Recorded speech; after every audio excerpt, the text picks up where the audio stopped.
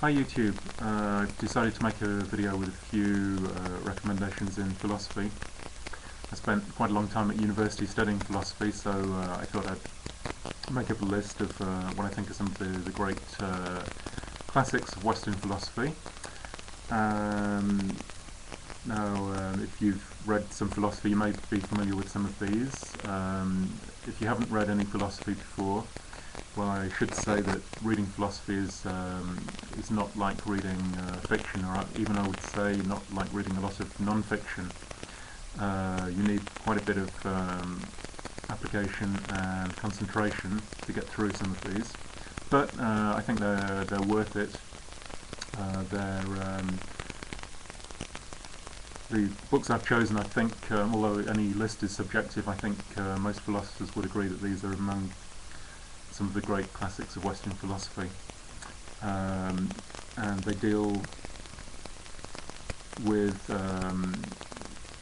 subjects ranging from knowledge and truth to metaphysics, ethics, and politics, and a little on aesthetics, not so much in the selection I've made.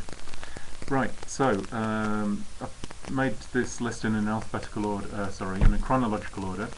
So, and some of the editions I've got here are in French language, but you can find all of them in English. So let me launch straight in. Well, the first one I've chosen is called Plato. Plato is widely recognised, even among contemporary philosophers, as one of the top two or three philosophers in the Western tradition.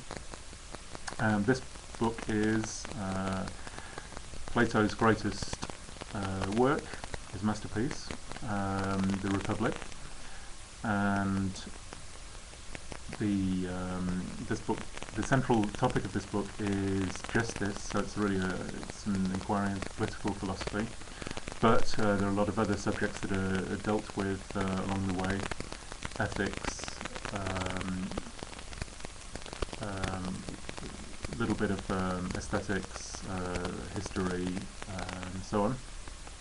So it's quite long, quite a sort of sprawling kind of work, and it's quite difficult to get a grasp on the structure at the first reading. But I would say it's accessible if you take your time on it. And so I'll leave that aside. Let me move on to the second one I've chosen here. Okay, I don't have a glossy cover version here, so you can't see what it is, but it is in fact the Nicomachean Ethics of Aristotle. Okay, this is a nice handy little edition I have here. You can slip in your pocket. This is the Sir David Ross translation, which I believe is still regarded as very highly regarded as translation. Right, Aristotle wrote on just about every subject, but this book is on, as the title indicates, it's on ethics. Particularly the question of happiness, of virtue not in the modern sense of virtuous behaviour as we understand it, but in the sense of Greek sense of arete, or excellence in all areas, on different ways of life, on friendship, on pleasure, on happiness, all these kind of subjects. Very famously on the subject of moral weakness, or akrasia. So another central work in the Western tradition. Next one I'll move on to. I haven't got anything in the medieval period, but well, I had to make a choice basically, so we'll move swiftly on about 2,000 years onto Descartes, and I've chosen here, I've got the Discourse on Method and the Meditations.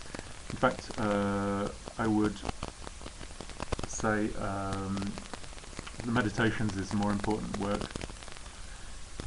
So I would say if you get the meditations with the objections and responses in the same volume, that's not the volume I have, but you can get all of that.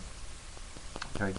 Descartes was very important because he's known as the father of modern philosophy, and basically he discovered something very important to the whole of modernity, which is the idea of the subject. And he built his system of knowledge from the subject, which was something completely revolutionary. And his idea was he wanted to find a system of knowledge in which he could have absolute certainty. That was his idea, and that was his project. So that's Descartes. Shortly following Descartes in question in time frame was Blaise Pascal, French philosopher. Very, very different kind of philosophy. We've got a French edition here. Blaise Pascal was much more of a kind of well, he was a Christian philosopher. He wrote the Pensées was a series of notes he wrote after he converted, after he had a religious conversion experience. But you don't have to be a believer to appreciate the depth and the perspicacity of Pascal's thought, and a lot of it can be used for thinking, for example, about the society today. Some very interesting thoughts about the idea of entertainment, what he calls le divertissement.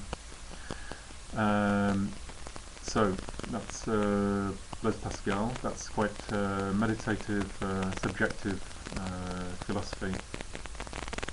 It's not a work that's structured as a treatise. It's just a series of thoughts really gathered together into different themes, depending on which edition you have. Okay, it's very extremely deep insights into the human condition, I would say. Okay, I've chosen a follower of Descartes for my next choice. This is Spinoza. Spinoza wrote at the end of the 17th century, same century as Descartes, some decades later. Okay, this is his central work, the Ethics. I've got a French edition here, I don't have it in English. How could one sum up Spinoza? It's very, very difficult.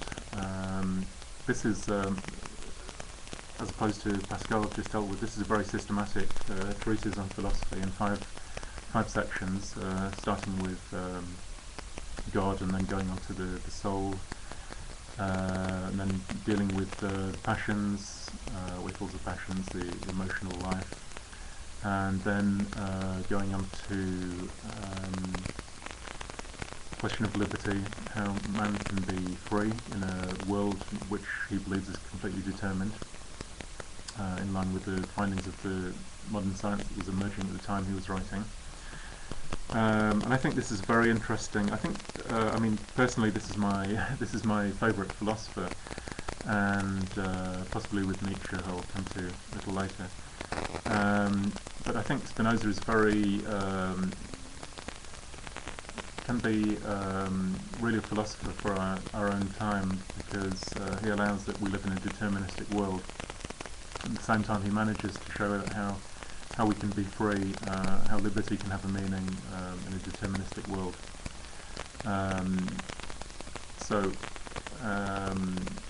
He does come on towards the end of the book. At the beginning of the book, he starts with the idea of God, but it was actually quite controversial whether, in what sense, Spinoza was a believer. And you don't need to be a religious believer in any sense to enjoy and to get a great deal from Spinoza's Ethics. Okay, I think I'm going to run out of time here, so for the others it will be in part 2.